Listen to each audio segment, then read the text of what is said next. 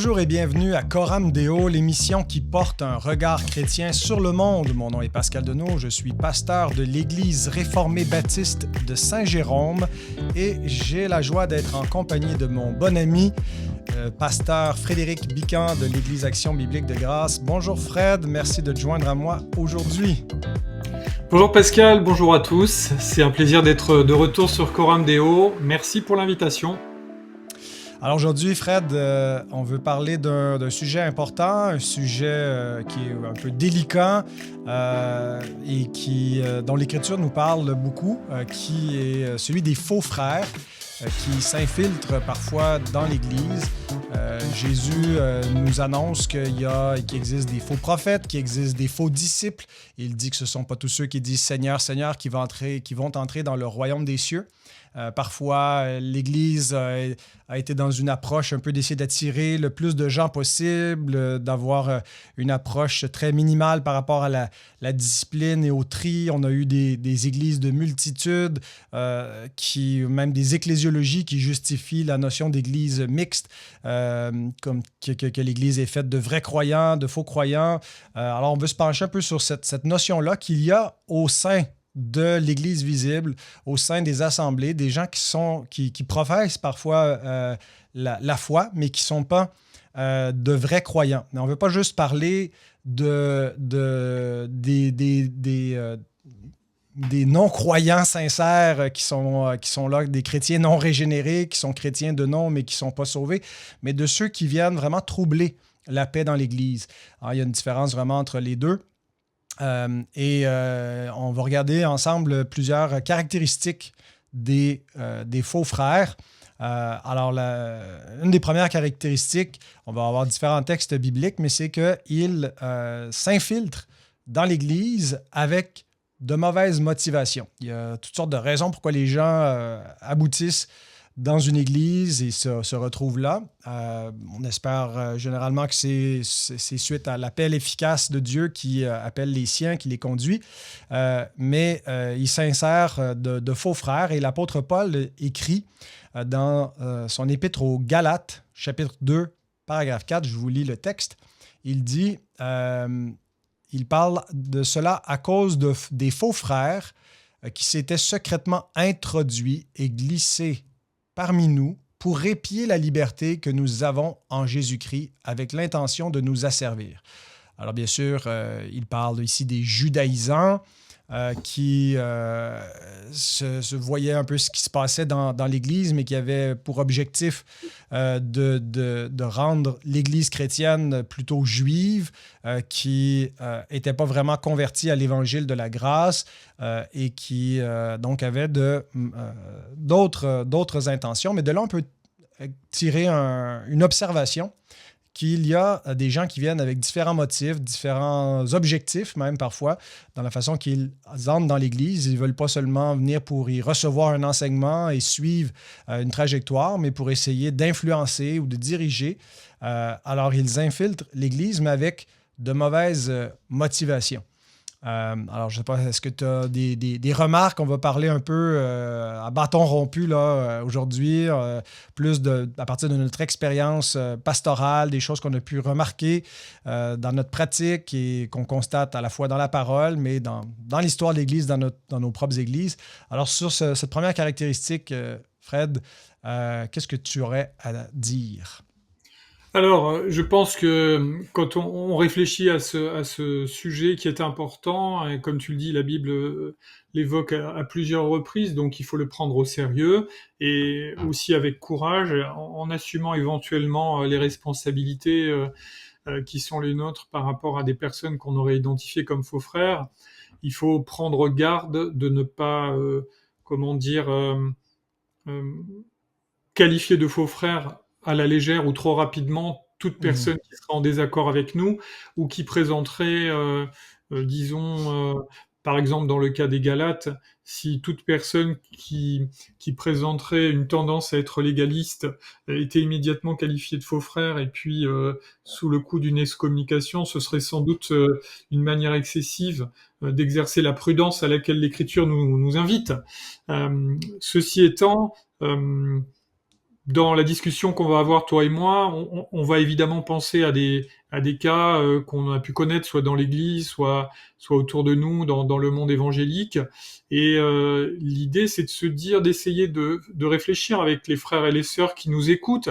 Vous êtes la troisième personne assise avec Pascal et moi, là, autour de la table, et on peut pas entendre ce que vous dites, mais notre idée, c'est d'essayer de voir avec vous, en effet, comment on fait pour avoir une sensibilité qui soit appuyée sur l'écriture, qui honore le Seigneur, qui serve l'Église et qui soit pas excessif dans un sens ni dans l'autre, ni complaisante avec tout le monde en disant ah bon, il dit qu'il est chrétien donc il a le droit de faire n'importe quoi dans l'Église, quels que soient les dégâts qu'il va commettre, et on ferme les yeux sous couvert d'être consensuel, parce que là, finalement, on trahirait notre rôle de gardien, et même si vous n'êtes pas pasteur de l'Église, ben, en tant que membre d'une Église, si vous y êtes attaché, vous devez veiller sur Mm. vos frères et sœurs. Donc, ça, c'est important de réfléchir à ce thème-là. Et l'extrême inverse à éviter également, c'est de prononcer des excommunications à tour de bras en excluant d'emblée. Voilà, moi j'entends, il m'est déjà arrivé d'entendre malheureusement des gens qui disaient ah bon je refuse de me réconcilier avec tel frère ou telle sœur, et quand on essayait de dire mais quand même le Seigneur demande de pardonner, et voilà, de pardonner si ton frère a péché contre toi, même si c'est plusieurs fois dans la journée, tu dois à nouveau lui pardonner. Et la personne de répondre ah oui mais lui il est vraiment c'est le diable, etc. Et Mhm. utiliser un argument absolu comme ça alors qu'on était dans le cadre de relations fraternelles ou simplement l'un avait été vexé par l'autre, c'est excessif. Et des fois on va utiliser des arguments soit théologiques soit spirituels démesurés, comme si on prenait un marteau-piqueur pour piler un glaçon à mettre dans un verre de soda, et on va faire de la poudre et on va pas du tout obtenir la glace dont on a besoin. Voilà, il faut faire attention à cet équilibre-là. Ouais. Et en effet, donc l'idée est-ce que quelqu'un qui se comporte mal dans l'Église, c'est on peut pas tout de suite poser un diagnostic en disant attention, Ouais. c'est un faux frère ou un prétendu frère et il s'est glissé délibérément parmi nous pour nous asservir, etc. Là, Paul, lui, il pouvait faire ce constat parce que il avait une liste de critères qui avaient tous été cochés, notamment le fait qu'ils prêchent un faux évangile, les gars qui arrivent Ouais. là. Et Paul, ça l'inquiète beaucoup, alors qu'il vient de fonder l'église des Galates, que les Galates soient en train d'écouter quelqu'un qui contredit l'évangile de Jésus-Christ, le principe de la grâce, du sola gratia et du sola fide, et qui veulent réintroduire, donner à la loi un sens qu'elle n'a pas dans la foi. Donc il y a, disons, Paul, il a quand même un dossier qui est bien construit, et il faut pas juste penser que quelqu'un qui nous donnerait l'impression d'être pas très franc, voilà, on Mhm. doit rester vigilant, mais il me semblait important Ouais. dès le début, disons, d'inviter à la prudence pour qu'on soit pas en train de sortir les mitrailleuses lourdes contre des gens qui mériteraient juste un entretien fraternel et un temps de Mhm. réflexion avec eux. Ouais, c'est un excellent point. Ça m'est arrivé de voir à l'occasion des chrétiens qui pratiquaient la discipline d'Église sur une base un peu individuelle, leur propre jugement, Mmh. comme si l'Église, ou comme si l'Écriture plutôt, remettait à notre jugement d'identifier qui sont les vrais et les faux frères. Mais je pense que c'est un travail qui est collectif, qui est fait dans le processus de discipline d'Église. Faut être patient parce que les faux frères ne sont pas toujours identifiés instantanément et entre un frère problématique, mais qui est un frère authentique, et un faux frère qui provoque des divisions ou qui est pas un vrai chrétien, qui peut être un loup dans la bergerie. Ben, la différence tombe pas toujours sous le coup de l'évidence, Mmh. et ça peut prendre un peu de temps avant que la différence entre les deux se manifeste. Et c'est pas à chacun de déterminer pour lui-même qui est un frère et qui ne l'est pas. C'est le travail de l'Église collectivement, dans la mesure où on est dans une Église qui applique les principes de discipline ecclésiale. Ce sont des injonctions qui ont été confiées aux églises dans le Nouveau Testament. Alors, si on les néglige, c'est à notre propre détriment, mais c'est donc vraiment, vraiment important que ce soit fait. Et une autre chose par rapport au fait qu'il s'infiltre dans l'Église, les faux frères, ils ont de mauvaises motivations, c'est-à-dire qu'ils ne sont pas là pour les bonnes raisons. Il peut y avoir différentes motivations qui nous poussent à s'impliquer dans une église, qu'on recherche différentes choses. Nos motifs sont rarement jamais parfaitement purs. Mais un vrai enfant de Dieu, je crois, va avoir à cœur les intérêts de Christ.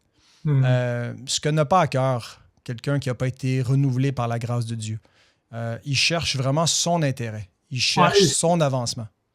Vas-y. Et si tu me permets, je suis vraiment d'accord avec toi, mais juste je précise parce que dans le monde évangélique, il y a beaucoup de gens qui se fabriquent leur propre mode de comportement et d'une façon un petit peu leur ressenti personnel par rapport aux Écritures. Ils font leur parcours, ce que les ressources Internet permettent de faire, parfois de la bonne manière, parfois pas, et tous vont dire qu'ils aiment Christ, a priori. S'ils ne sont soumis qu'à eux-mêmes et à leur propre jugement. Et à mon avis, un des éléments qui est significatif, c'est est-ce qu'ils se préoccupent d'aimer l'Église de Christ comme Christ aime son Église. Cette Église avec les défauts qui doit être lavée par l'eau de la parole, comme nous dit Éphésiens 5, mais quelqu'un qui n'aime pas l'Église, qui dans sa manière d'agir, dans ses propos, dans son état d'esprit, révèle qu'en réalité, il n'aime pas l'Église et qu'il a du ressentiment envers tous ceux qui composent l'Église d'une manière ou d'une autre, que rien ne fonctionne. On a l'impression que aucune Église ne serait à la hauteur des exigences de la personne. Pour moi, ça, sans dire que c'est un faux frère, mais c'est au moins quelqu'un qui n'a pas bien compris ce que ça voulait dire aimer Christ. On peut pas dire à Christ « je t'aime » et ne pas aimer l'Église pour laquelle il a versé son sang. Et c'est comme si vous aviez un très bon ami et que vous lui disiez « je t'aime, mais je déteste ta femme », vous lui feriez de la peine. C'est impensable de dire les choses. Si on aime quelqu'un, on va faire un effort pour supporter son conjoint, même si son conjoint a des défauts. Alors, on n'est pas obligé d'être son meilleur ami, mais au moins on va faire un effort pour le supporter et ne pas...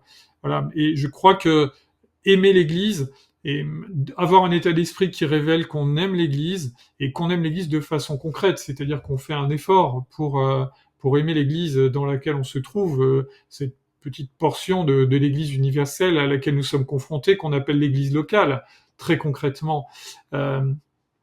À mon avis, c'est un élément significatif, voilà, et qui doit être pris en compte. Oui. Et ça me fait penser ce que tu dis, et c'est tout à fait juste à ce que Paul écrit aux Philippiens dans le 2e chapitre, quand il parle qu'on doit ressembler à Christ et ne pas chercher chacun ses propres intérêts, mais celui d'autrui, celui du plus grand nombre. Et vers la fin du chapitre 2, il dit au verset 20, Philippiens 2:20, il dit « Je n'ai personne ici qui partage mes sentiments pour prendre sincèrement à cœur votre situation. Tous, en effet, cherchent leur propre intérêt et non ceux de Jésus-Christ. » Et c'est intéressant comment l'apôtre rapproche les intérêts de l'Église de ceux du Christ ou les intérêts de Christ de ceux de l'Église. Si vraiment on a à cœur les intérêts de Christ, ça va se traduire concrètement par l'amour du prochain dans le contexte de l'Église. Alors, des personnes qui s'infiltrent furtivement dans l'Église, on le voit rapidement parce qu'ils n'ont pas à cœur les intérêts de l'Église et manifestement, ils n'ont pas à cœur les intérêts de Christ. Après, ça peut être parfois un manque de maturité. Tu vois, je pense que Paul, là, dans l'extrait que tu cites de Philippiens, il n'est pas en train de dire qu'il est entouré de faux frères, mais probablement qu'il a des collaborateurs qui, à ce moment-là, manquent de maturité ou alors ont d'autres intérêts que l'église de Philippe, puisque parmi l'entourage de Paul, il y avait des gens qui venaient d'autres endroits. Mais voilà, ceci dit, je pense que c'est un des marqueurs des faux frères, c'est qu'ils n'aiment pas l'église, ça c'est certain. Mm. Ouais, puis c'est un point important que tu soulignes, Fred, que bon, c'est pas dès qu'on va retrouver quelqu'un qui a plus ou moins à cœur les intérêts de l'Église qu'il faut l'identifier comme un faux frère. Généralement, les faux frères auront plus d'un élément qui les caractérise. Alors, si tout ce qu'on va vous nommer, on a listé 6 caractéristiques des faux frères pour l'épisode d'aujourd'hui. Alors, si quelqu'un a tous les 6, il y a de bonnes chances qu'il soit dans cette catégorie-là. Mais je pense que généralement, quelqu'un qui est caractérisé justement par un de ces traits-là n'est pas juste identifié comme un faux frère. Ça peut être, comme tu dis, quelqu'un qui manque de maturité, qui a chuté pour un temps, mais qui va se relever. Mais il y en a qui tombent pour ne pas se relever. Et donc, ils vont être caractérisés par plus d'un de ces aspects. Donc, le deuxième point, c'est qu'ils ont l'apparence de la piété. Et c'est ce qui rend le discernement très difficile parfois parce que l'Écriture nous dit que même les faux prophètes viennent à nous en vêtements de brebis, mais qu'à l'intérieur, ils sont des loups. Donc, ce principe, Paul le présente quand il dit dans 2 Timothée 3, verset 5, « Ayant l'apparence de la piété, mais reniant ce qui en fait la force, éloigne-toi de ces hommes-là. » Et l'apparence de la piété, c'est parfois dans la pratique, c'est aussi dans la confession de foi. Quelqu'un peut avoir une bonne théologie en apparence, avoir la bonne confession de foi, mais c'est théorique, c'est seulement intellectuel. Il demeure en droite ligne avec la juste tradition, mais son cœur n'est pas renouvelé. Jésus ne fait pas beaucoup de reproches au niveau de l'orthodoxie aux pharisiens de son temps, aux Sadducéens, Sadducéens un peu plus sur certains points de théologie, mais ils étaient en grande partie assez orthodoxes dans leur croyance, mais ils avaient l'apparence de la piété, ils avaient juste la crainte de Dieu qui était la tradition d'un commandement humain et pas la crainte qui vient d'un cœur renouvelé par la grâce. Et donc, l'apparence de la piété, c'est trompeur. C'est difficile de reconnaître si quelqu'un a une vraie piété authentique ou seulement une apparence de piété. Quelques pensées à ce chapitre? Ouais, mais dans ce que tu mentionnes, toujours dans 2 Timothée 3, mais un petit peu plus loin au verset 9, hein, c'est toi qui avais noté, ou c'est moi, j'ai noté le contexte, mais il dit, il cite donc ceux qui ont fauté face à Moïse et qui ont été condamnés par Dieu, et il dit toujours donc à propos de ceux qui ont cette apparence de piété, ils n'iront pas plus loin car leur folie sera évidente pour tous. Je pense que quand on fréquente avec le temps, quand quelqu'un s'intègre dans une vie d'église et qu'on a l'occasion de l'observer, non pas de ses pieds, hein, on ne soupçonne pas le mal a priori, mais je veux dire, vivre avec la personne, au bout d'un moment, ça va devenir évident si la piété n'est pas réelle. Ça va sembler évident pour une partie de l'Église, le fait qu'on ait le Saint-Esprit qui nous rend sensibles à la piété authentique. Je pense qu'avec le temps, on finit par déceler je dis pas à coup sûr et tout de suite, mais avec le temps, l'Église finit par prendre conscience quand même de ce qui est la différence entre une façade religieuse hypocrite et puis une piété profonde et véritable qui porte de vrais fruits. Tout à fait. Ouais, tout à fait. Voilà. Donc, et c'est une des caractéristiques aussi qu'on doit tenir compte quand on regarde pas seulement au niveau individuel des faux versus les vrais frères, mais les institutions. Il y a beaucoup d'institutions qui ont gardé une certaine apparence de piété. Des séminaires, des églises qui vont garder dans leur liturgie des éléments orthodoxes de la tradition, mais qui en renie la puissance.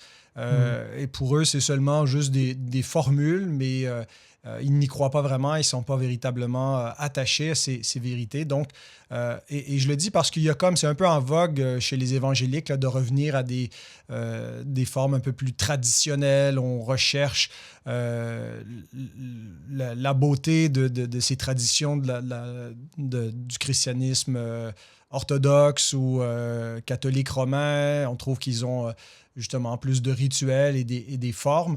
Voilà, Paul nous dit, attention, il y a des formes qui sont vides, qui n'ont plus la substance parce ils sont juste maintenus par des gens qui ne connaissent pas véritablement Dieu. Donc, il ne faut pas se laisser séduire par ça. Hmm. Troisième caractéristique, Fred, des faux frères qu'on a notés. On n'est pas en train de prétendre là, qu'on a la liste exhaustive, mais certainement des éléments que l'Écriture, et en particulier l'Écriture du Nouveau Testament, nous met pour dresser le profil des faux frères. Troisièmement, c'est qu'ils causent des divisions et des scandales. Romains 16, verset 17. « Je vous exhorte, frères, à prendre garde à ceux qui causent des divisions et des scandales au préjudice de l'enseignement que vous avez reçu. Éloignez-vous d'eux. » Alors, quelque chose à rajouter à ce que la Ouais, Bible dit là, ici? on est en train de parler à la fois de la piété et puis, encore une fois, de l'état d'esprit de ces personnes. Depuis le début, on parle de frères, mais les sœurs, sentez-vous concernées, hein. Il y a malheureusement aussi de fausses sœurs, hein. Mhm. La Bible, parfois, évoque frère juste au masculin parce que pour dire qu'il n'y a pas de différence parmi les croyants et qu'on est tous fils de Dieu, même Ouais. si on est de sexe féminin. Mais donc voilà, malheureusement, il y a aussi de fausses sœurs, hein, bien sûr. Et donc, en effet, ben, là, dans l'état d'esprit, quelqu'un qui causerait systématiquement des divisions et puis qui s'oppose à l'enseignement reçu, et c'est là l'importance de savoir qu'est-ce qui est fermement important. Enfin, quelles sont les priorités doctrinales qu'on ne doit pas lâcher. Là, je pense qu'il y a aussi une réflexion à avoir. C'est un autre sujet. On avait fait un podcast là-dessus. Je crois que tu avais invité James Elliott Hutchinson pour parler de la hiérarchie des doctrines et son excellent livre Mhm. qui en faisait l'exposition. Il est évident que si c'est un sujet hyper secondaire, pour savoir combien de cantiques doivent être chantés avant la scène, et que la personne n'est pas d'accord avec vous, c'est pas suffisant pour décréter que c'est un faux frère. Là, vous auriez une démarche vraiment abusive. Il y a des doctrines qui méritent qu'on ait l'humilité de dire, écoute, tu as la liberté de penser différemment de moi, et c'est pas pour autant que tu es pas enfant de Dieu. En revanche, dans l'attitude, provoquer des divisions, ça doit quand même poser question. Et puis, s'opposer à l'enseignement reçu, reçu bien sûr sur la base de l'écriture, hein, pas, je veux dire, à la rigueur, si des catholiques s'opposaient à l'enseignement qu'ils ont reçu dans le cadre de l'Église catholique, dans certains cas, ils auraient raison. Donc, il faut quand même savoir quel est le Mhm. référentiel. Mhm.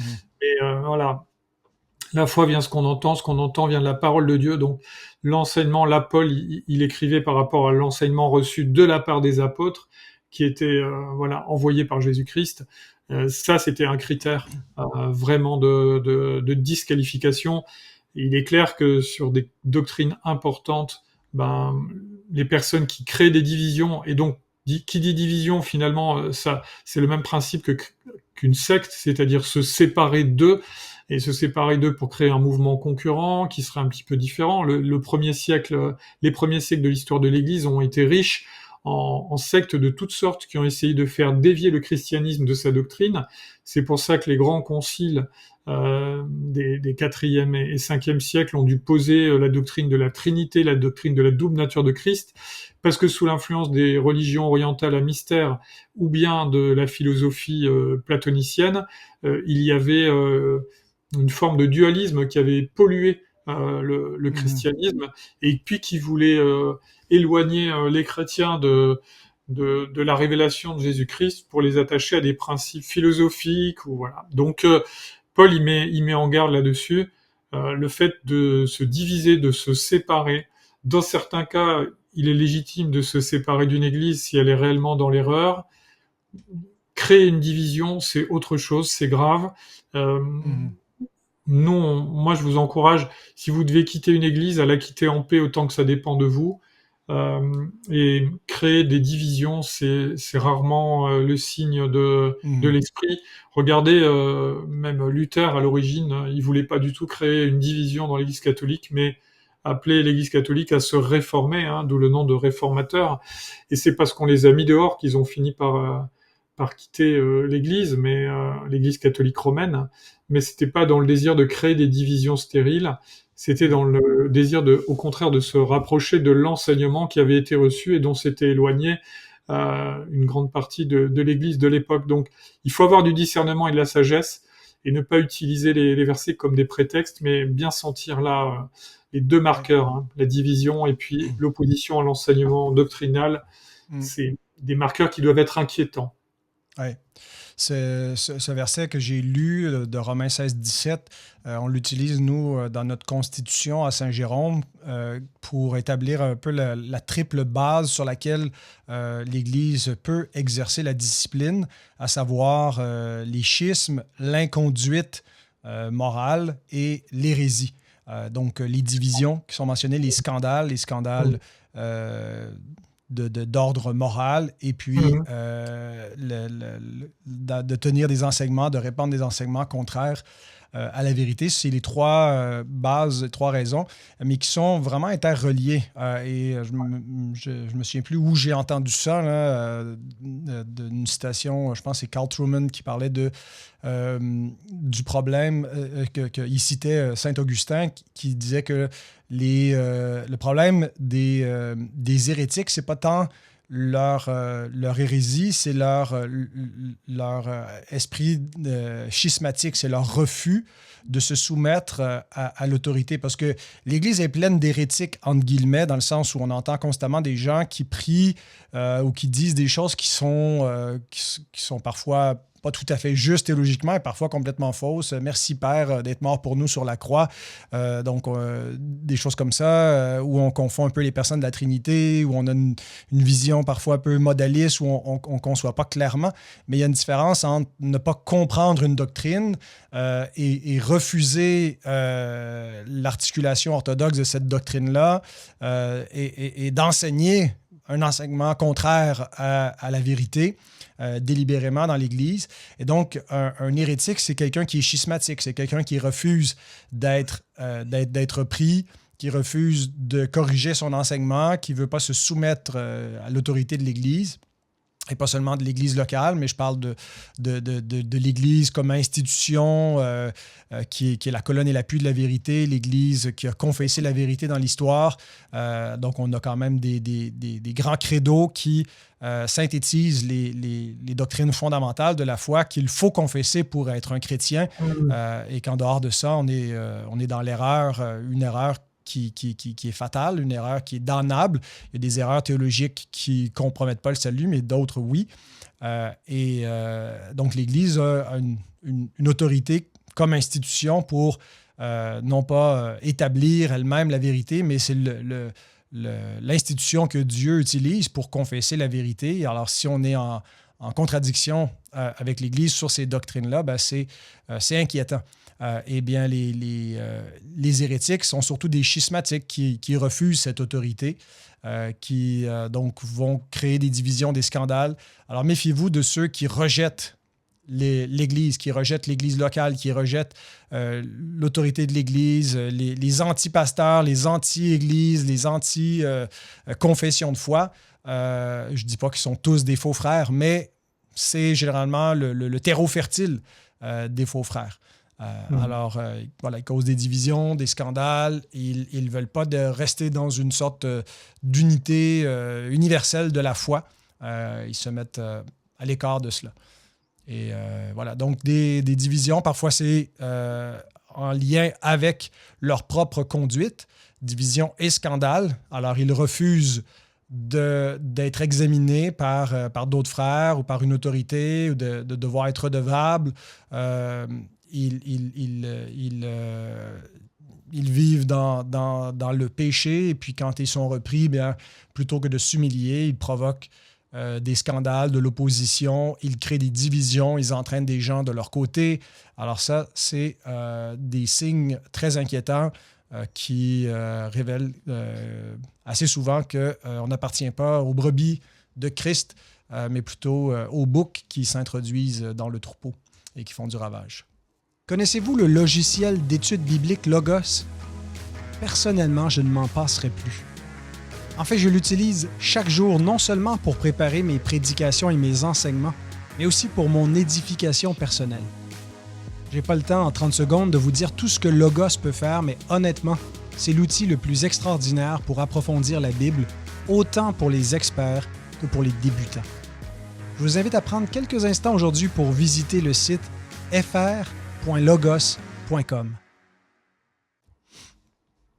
Alors, prochaine caractéristique ou on a quoi que ce soit à rajouter sur le troisième point, Fred? Non, c'est bien. Le 4 poursuit bien ce que tu avais proposé là. Ils ignorent qu'ils sont de faux frères et se séduisent eux-mêmes. Et tu donnais deux références, donc dans 2 Timothée 3,13 et dans Matthieu 7,15. Donc 2 Timothée 3,13 dit « Tandis que les hommes méchants et imposteurs avanceront toujours plus dans le mal et en égarant les autres et en s'égarant eux-mêmes. » Donc ils ne voient pas que eux-mêmes sont égarés, hein, c'est un peu les aveugles qui sont conduits par des aveugles, comme disait Jésus. Et puis Matthieu 7,15 que tu proposais aussi, qui sont « Méfiez-vous des prétendus prophètes, ils viennent à vous en vêtements de brebis, mais au-dedans, ce sont des loups voraces. »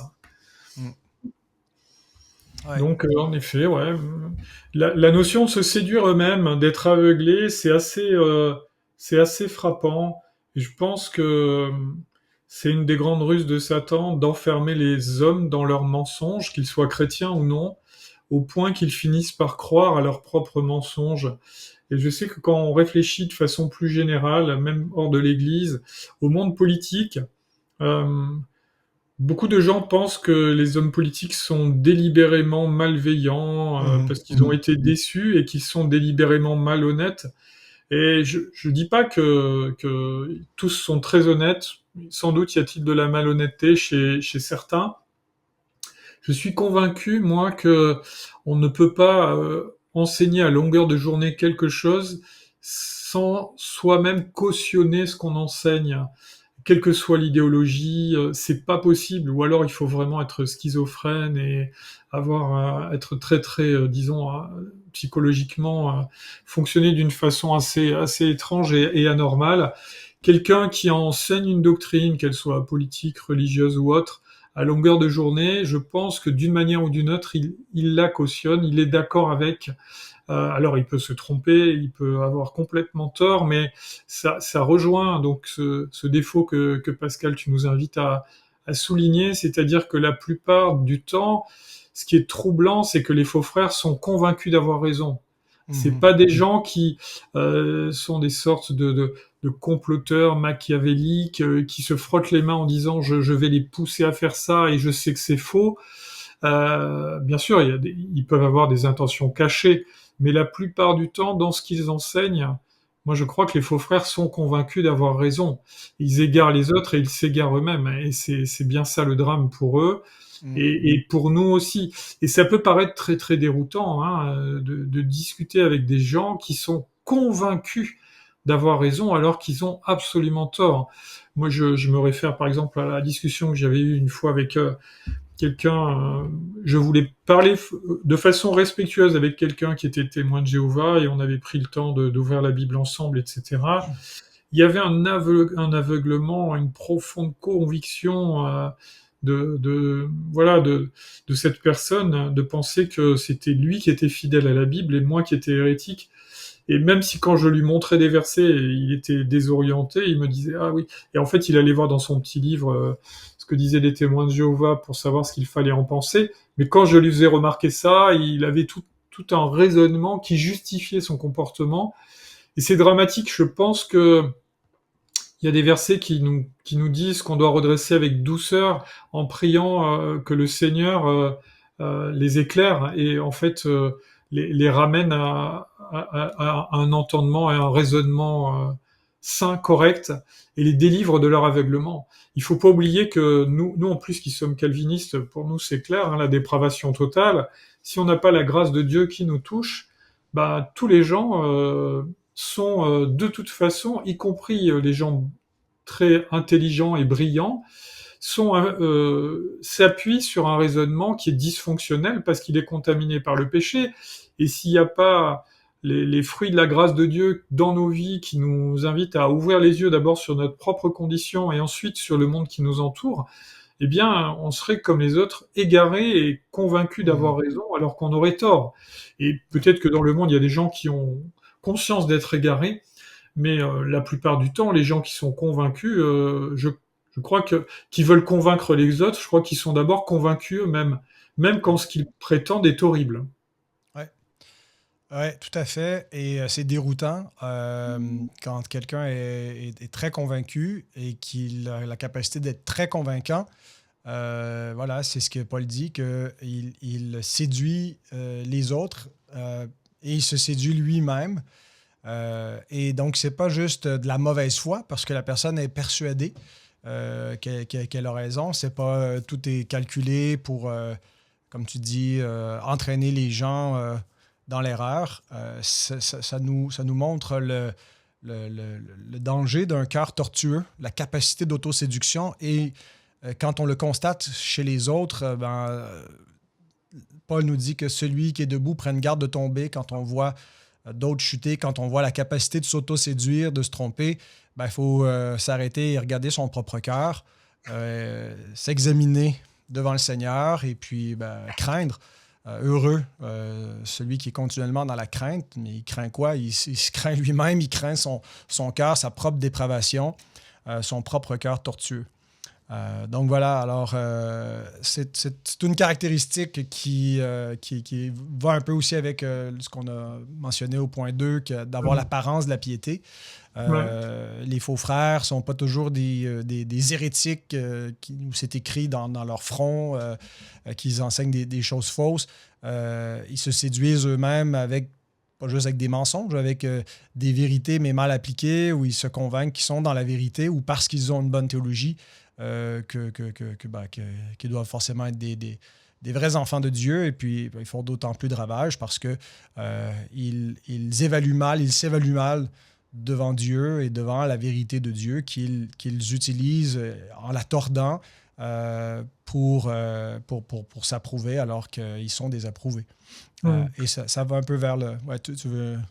Ouais, euh, ce que tu dis est juste. Je me disais, un des bons remèdes pour ce point-là, probablement aussi pour les autres, mais pour ce point-là, c'est la notion d'humilité.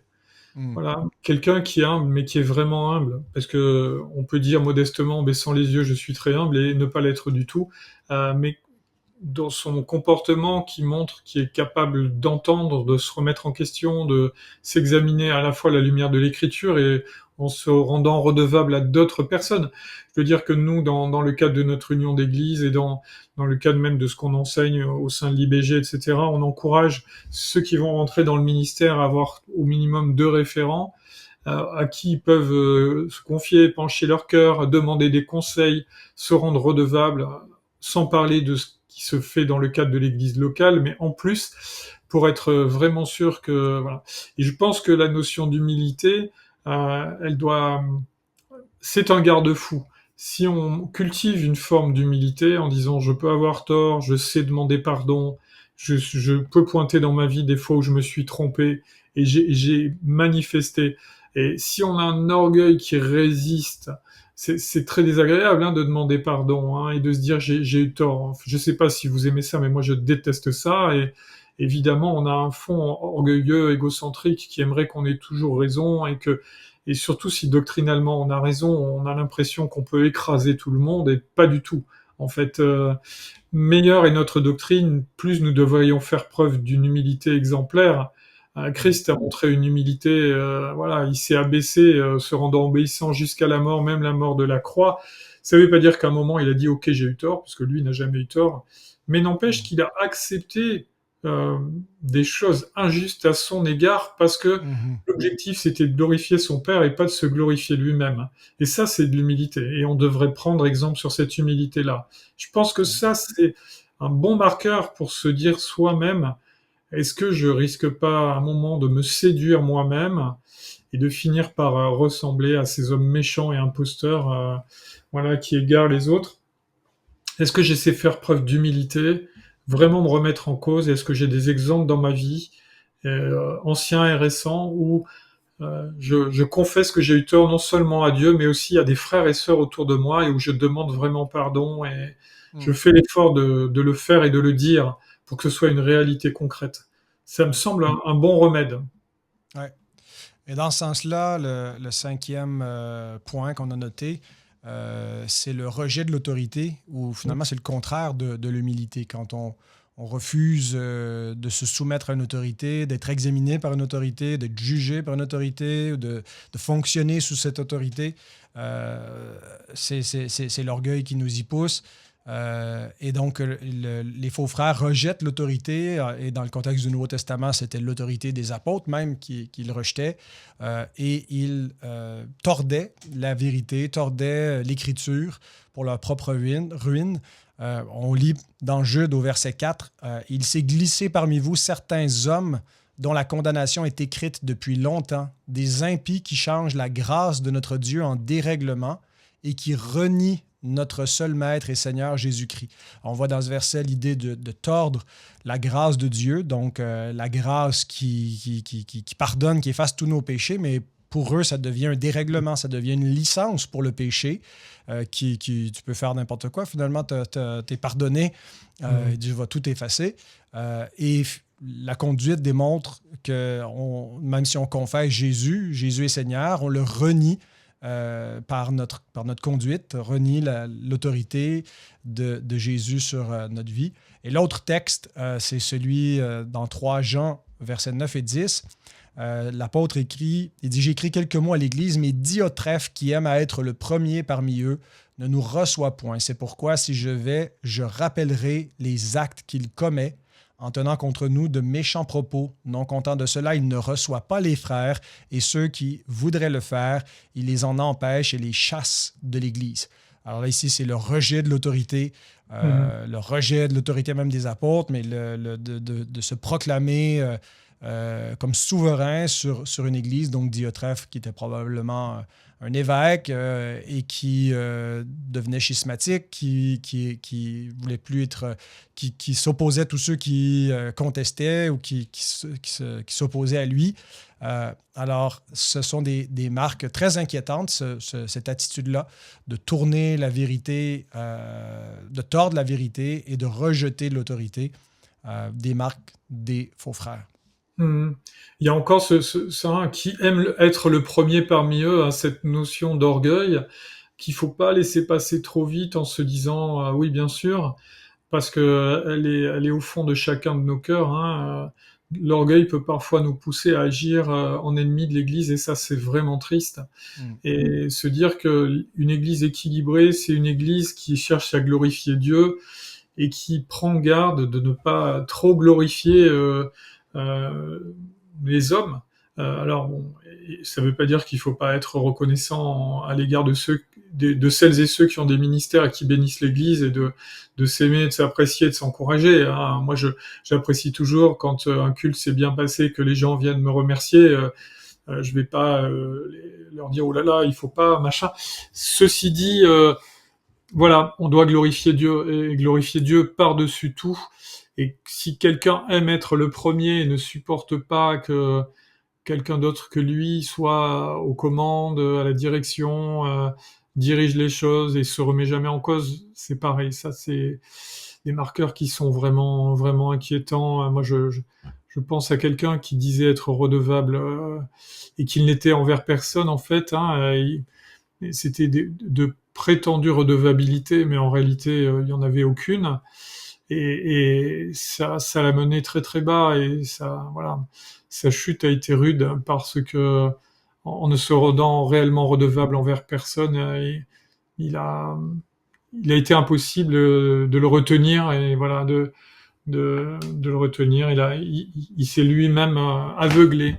Ça c'est vraiment triste et que le Seigneur nous garde, hein, comme tu le disais, hein, que celui qui pense être debout prenne garde de tomber. Parce que l'orgueil, c'est vraiment un des péchés les plus répandus, hein, les mieux partagés dans le monde. Oui, tout à fait. Pour finir notre portrait, parfois, donc ils persévèrent longuement, mais assez souvent, ils finissent par abandonner la foi. Ils professent pour un temps, ils sont caractérisés par ce que l'Écriture appelle la foi temporaire ou la foi des hypocrites. Qui disent Seigneur, Seigneur, mais qui abandonnent, qui renient le Seigneur, qui ne font pas ce que le Seigneur dit. Donc, ils finissent par abandonner. 1 Jean 2,19 nous dit « Ils sont sortis du milieu de nous, parlant des antichrists, mais ils n'étaient pas des nôtres, car s'ils avaient été des nôtres, ils seraient demeurés avec nous. Mais cela est arrivé afin qu'il soit manifeste que tous ne sont pas des nôtres. » Alors, Paul ici, pas Paul, mais Jean, le tous désigne pas le monde entier, mais tous ceux qui sont parmi nous ne sont pas des nôtres. Alors, il y a une certaine reconnaissance de la mixité de l'Église visible. C'est pas pour dire que l'Église est visible, elle est mixte par nature ou de droit, mais qu'il s'introduit des faux croyants au sein de la communauté de vrais croyants et qu'on doit en être conscient et qu'on ne doit pas être surpris par cela. On ne doit pas se laisser ébranler, scandaliser. On doit prendre les justes mesures pour garder l'Église pure et s'examiner soi-même. Mais donc, il y a des faux croyants qui s'introduisent et pour ça, on doit chercher par la discipline de l'Église et par la prédication de l'Évangile à amener les inconvertis dans les rangs de l'Église à connaître la vraie repentance. Et un autre texte qui peut aller dans ce sens-là, c'est le psaume 1, verset 5, qui dit que les méchants ne résistent pas au jour du jugement, ni les pécheurs dans l'assemblée des justes. Donc, cette dernière portion du verset 5, les pécheurs ne subsistent pas dans l'assemblée des justes. Ils peuvent y être pour un temps, mais ils ne sont pas à leur place. Ils n'aiment pas l'accent trop sur Dieu, sur sa sainteté, sur sa parole. Ils n'y sont pas complètement à l'aise.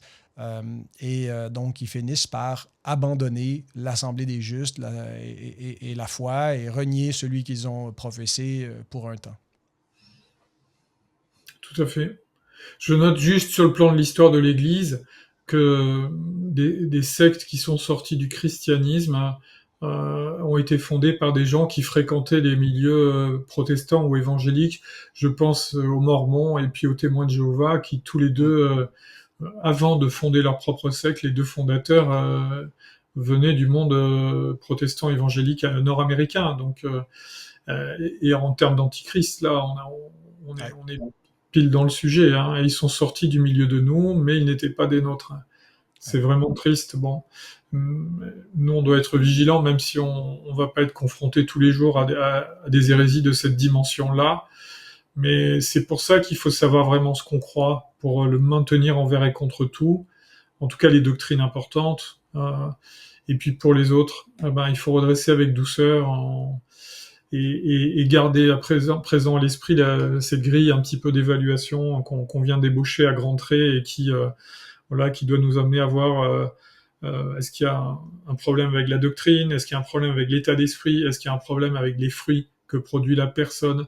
Quelqu'un qui est vraiment né de nouveau, il doit quand même montrer quelques fruits dans sa vie de tous les jours, des attitudes, des paroles, des actes qui honore le Seigneur. S'il y a rien, il faut vraiment prier pour sa conversion, mais peut-être pas le considérer comme un frère.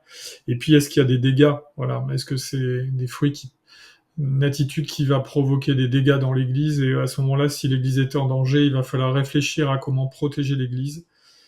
Voilà.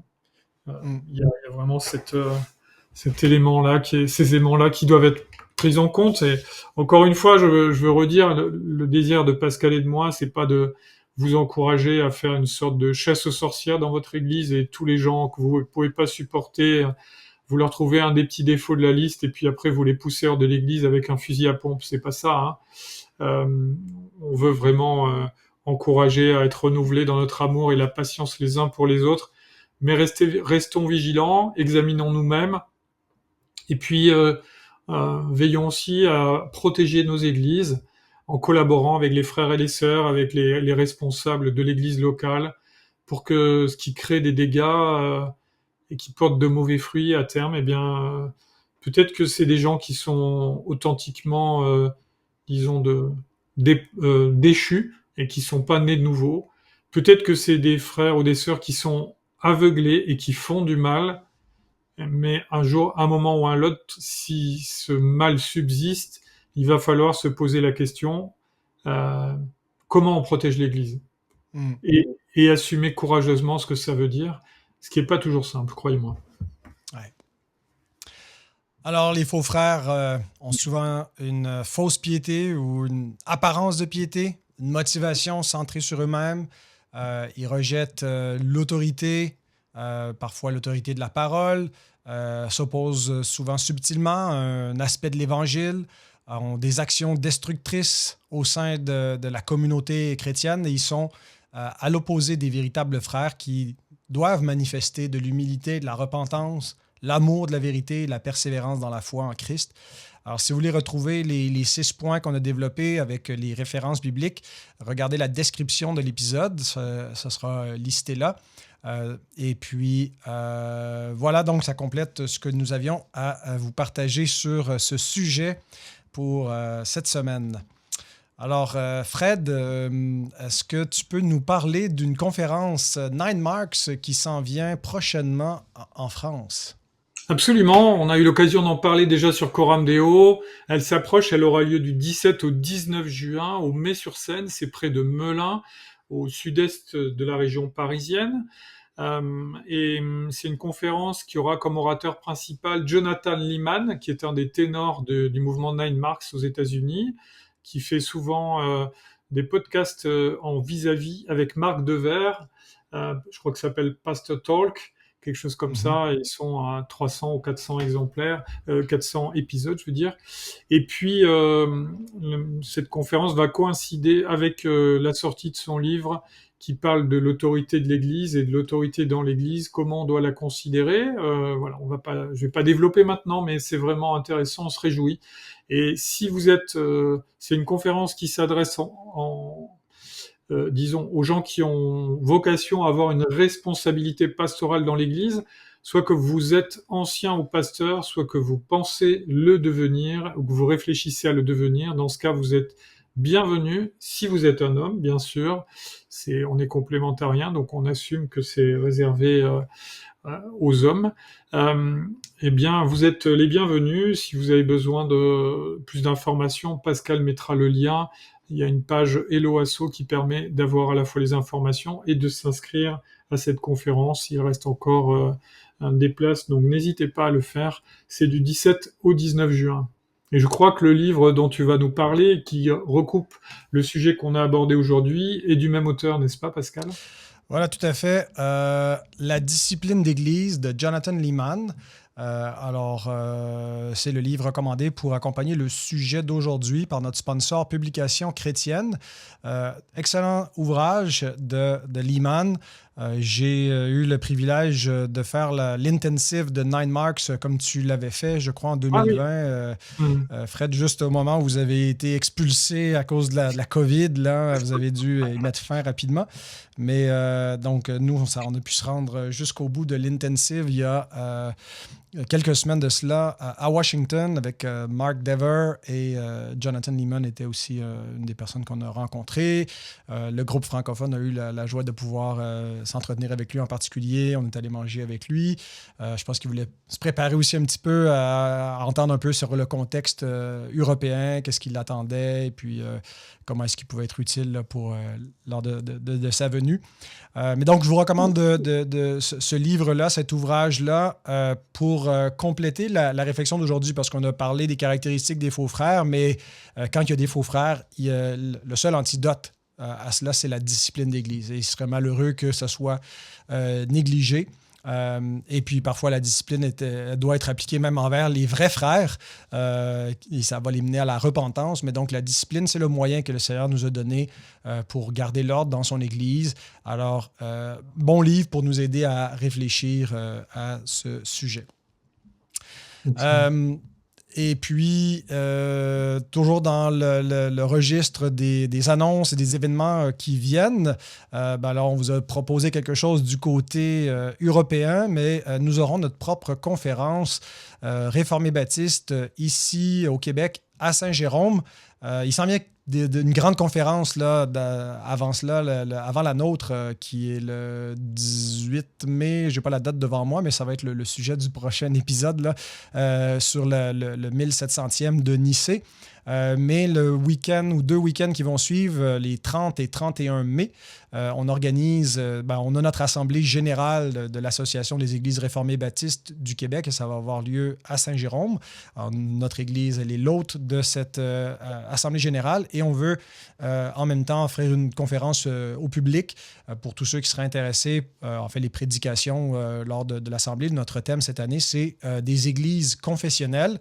Alors, c'est en continuité avec, bien sûr, les 1700 ans de Nicée, mais on va se pencher sur des problématiques comme la vérité de la parole et la tradition, l'unité de la foi et la diversité des croyances, le confessionnalisme dans l'histoire et puis aujourd'hui, comment ça devrait se concrétiser.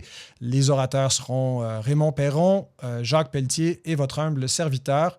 Alors, si vous ne pouvez pas vous déplacer, ça sera probablement posté sur la chaîne YouTube Prêche la parole, où vous pourrez suivre cette conférence. On aimerait avoir toujours une conférence annuelle sur des thématiques différentes en lien avec notre Assemblée générale.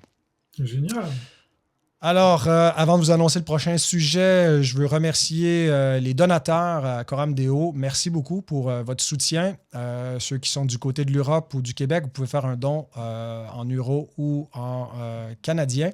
Merci pour votre soutien. Ça permet donc de défrayer tous les frais associés à la production de cette émission.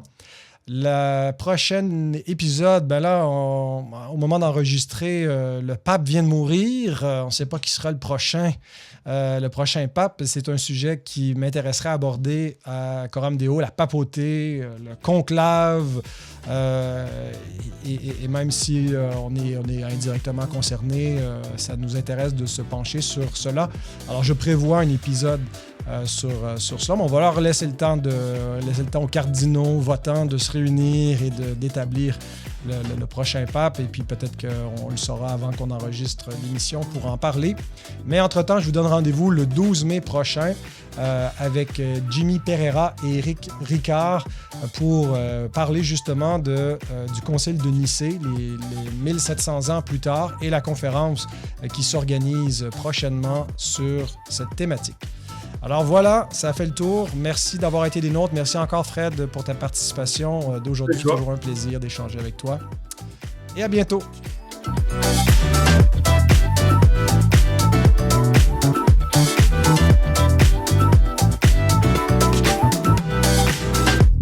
Alors, c'est l'émission qui est prévue pour la semaine prochaine, ça? Ah ouais, d'accord. Ouais, là, j'avais épuisé tout ce que j'avais en banque.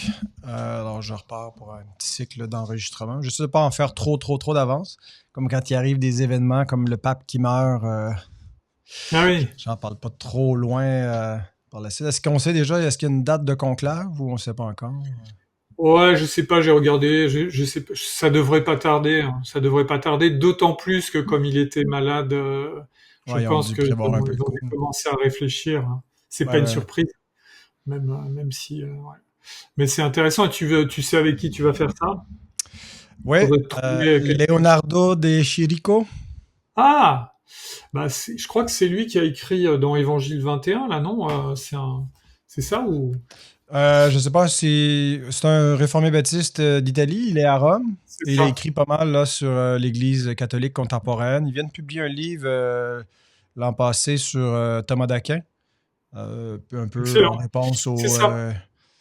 Ouais, puis Maxime va sûrement joindre à nous également. Maxime Georges. Ah, très bien. Maxime, c'est vrai qu'il connaît bien le truc. Oui, sur Trump 2.0.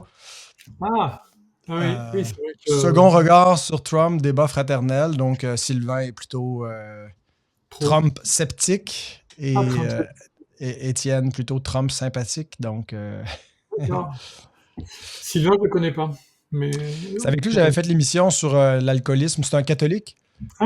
C'est quelqu'un avec qui j'ai beaucoup échangé. À l'époque, il était pas un chrétien. Là, il était déiste. Et puis, je l'ai conduit petit à petit dans la foi. Mais il est devenu un catho, malheureusement.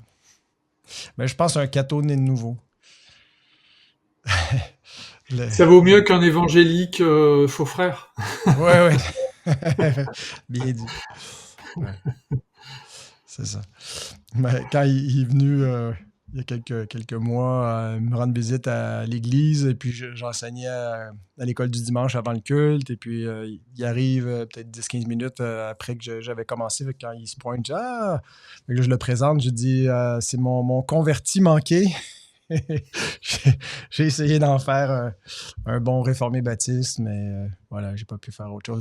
Mais pour lui, c'était un cheminement, une ligne de pensée qui était comme naturel d'aller du déisme au catholicisme.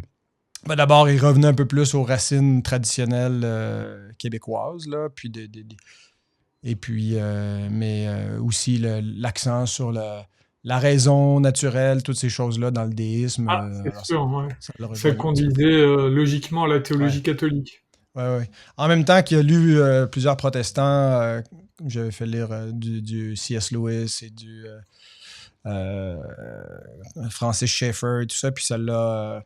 Je dirais qu'il n'est pas, c'est pas un catholique tradit qui fait juste croire aveuglement ce que l'Église raconte. Là. Il croit vraiment aussi à l'autorité des Écritures, et puis les plus proches des protestants que la plupart des cathos. Ça va bien avec votre chien? Ouais. Ouais, ça pour moi, c'est vraiment du domaine de mon amour pour mon épouse est porté à son comble dans ce que j'ai accepté d'avoir un chien. C'est toi Pour qui moi, ramasse les cacas sur le gazon? pas que, elle le fait aussi, non, non, elle s'en occupe bien, mais disons, pour moi, c'est vraiment le dernier truc que j'aurais souhaité avoir, hein, parce que ça C'est bon. prend du temps, tout ça. Après, c'est une chienne qui est gentille comme tout, hein, j'ai pas à me plaindre, mais Mhm. moi, j'aurais préféré n'importe quoi d'autre plutôt qu'avoir un chien, hein. Vraiment, ça prend du temps, ça prend de l'énergie, Un petit poisson rouge, ça t'aurait plu? empaillé, un petit poisson rouge empaillé, comme ça, tu pas besoin de passer du temps à le nourrir. Wow. Ah, ça parle de, effectivement de ton amour, que tu sois prêt à ce sacrifice-là. Si même un poisson rouge c'est trop, puis tu as accepté le canin. Ouais, Bon, alors je vais prier, mon frère. allez.